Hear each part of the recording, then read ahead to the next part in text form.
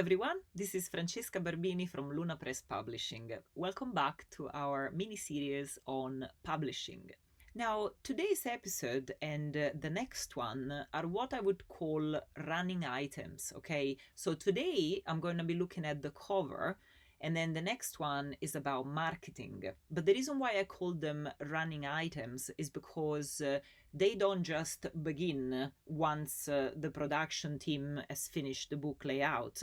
These are things that will begin the moment the contract is signed, okay? Specifically the marketing, because you've got a plan to make and you always have to look in the long run. And the cover is the same thing. You can't expect an artist to just be told, oh yeah, this book is coming out in 6 months. I mean, yes, maybe if you got millions and people at your disposal, okay, but for a small press, it doesn't work like that. I mean, personally, after the contract is signed, the marketing plan starts, and immediately the cover artist is the thing that we are looking at right away. So, but today let's focus on the cover in particular, which you can also understand. I think the cover is also part of your marketing plan, isn't it? So it's not that the two can be completely separated, but let's just focus on the cover per se. So the cover, obviously, in order to select the right style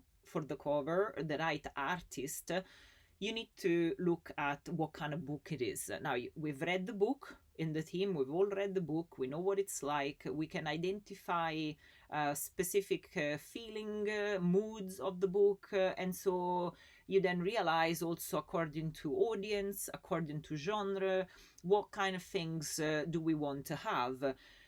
Now, I feel personally that as a small press, I have an incredible amount of freedom when it comes to my covers and the artists we choose to work with. I don't think that we're looking at a stylized template for all crime books or all fantasy books. It's not that. I mean, I like to think that we've always chosen according to the book itself as opposed to what the market is telling you should be using a cover for. That, to me makes no sense.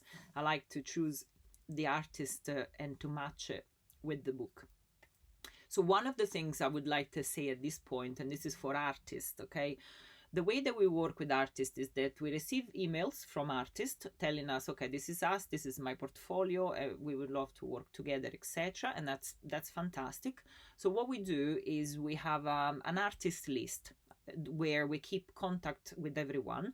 And I also create a folder with all their websites so that when I'm looking for an artist, I go through their website and I can get an inspiration, and I can say, oh, actually that artist has got a good feel for what this book could be, etc. So I would say to artists, first of all, keep your website up to date with the latest work you've done as well. The second thing is try to keep your art, especially if it's a portfolio, in one place. Ideally the website, but if you choose a social media, then keep everything there in a way that it's easy enough to see. So on the one hand, we work at identifying the right artist, and on the other, we check also with the authors and see, what things do you expect to have or would you like to have on the cover, etc. Say, for example, you have a collection. They might have a specific story in mind that they would like to be the inspiration for the cover, or it could be a scene from a novel, and that's perfectly fine because it allows me to give a fuller brief to the artist, who then goes away and comes back with a rough, and then we can all work from there. There are other instances where, for example, as we did a full read through right at the beginning, we immediately think, oh, actually, this could be a good idea for the cover or something. So we might already have a list of ideas in our mind that we can get our in-house team to create mock-ups for, with, and then we can give them to the author and say, look, you've got 10 different ideas here. What do you think? And they could just go, that one, I love it, that's it. And that's it, that's the conversation finished. You don't even have to go back and forth and discuss details. And it happens, that's fantastic, that's perfectly fine. One thing I would like to say here is also that, generally speaking, in the contract, when it comes to the production of the book, there might be a clause that will say that the publisher has the last say about the choice of a cover. Now, I know it sounds a little bit brutal, but there are a lot of reasons for that. And one of the main reasons is that as the publisher, you're not just in charge for these 2 years production of one book. You are at the same time dealing with several other projects. You need to be able to have a degree of control when it comes to selecting the artist, because you know who can work with you at what time. You are also aware of the budget, because between the editing and the cover art, these are probably two of the most expensive part of publishing a book.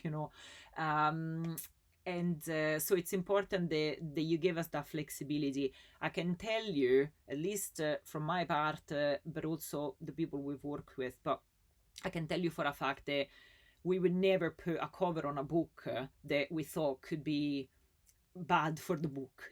I mean, we would do everything in our power to make sure that book succeeds, and the cover is the calling card, that initial calling card. So it's really, really important that that cover is as it should be.